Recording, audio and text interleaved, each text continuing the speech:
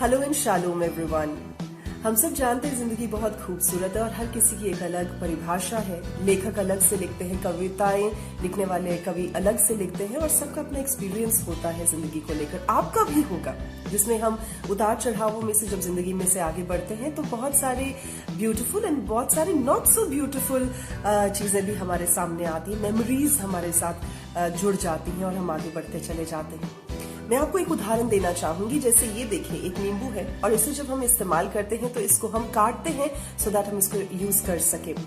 और जब भी कट जाता है तो इसमें कुछ ऐसे बीज होते हैं जिनको हम थोड़ा सा स्क्वीज करें तो वो बाहर निकल आते हैं, लेकिन कुछ ऐसे बीज होते हैं जो बाहर आराम से नहीं निकलते, उन्हें निकालना पड़ता है, एक शार्प नाइफ के साथ निकालना पड़ता है और इसे हम उसके बाद इस्तेमाल कर सकते हैं बिना सीड्स के।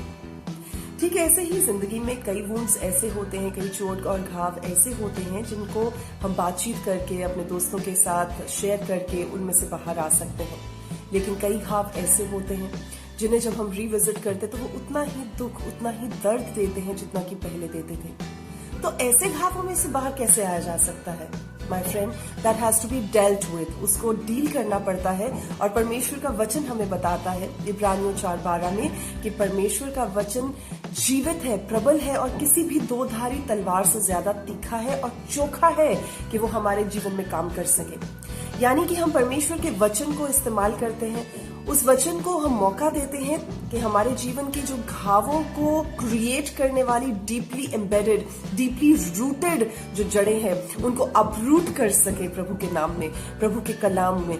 और जब हम ऐसा करने का मौका देते तो हम देखते हैं कि हमारा जीवन बेहतर होता है और फिर जो नए पेड़ उगते हैं, नए जो सीड्स उगते हैं, नए पेड़ को लेकर आते हैं, वो ज्यादा फ्रूटफुल होते हैं और वो ज्यादा बेहतरीन होते हैं और उनके फल जो है वो कड़वे नहीं होते, दुखदाई नहीं होते, परेशान करने वाले नहीं होते, लेकिन परमेश्वर के आज्ञाओं पर चलने के साथ सुखदाई हो जाते हैं और फ्रूटफुल हो जाते हैं। सो मैं आपको यही कह के एनकरेज करना चाहूंगी कि आप परमेश्वर के वचन, परमेश्वर के लोगों के साथ संगति रखें और अपने उन डीपली एम्बेडेड जो घाव हैं उन्हें हील होने का मौका दें प्रभु के वचन के साथ और आपका जीवन भी खुशनुमा हो जाएगा। Be blessed, be encouraged in Jesus name.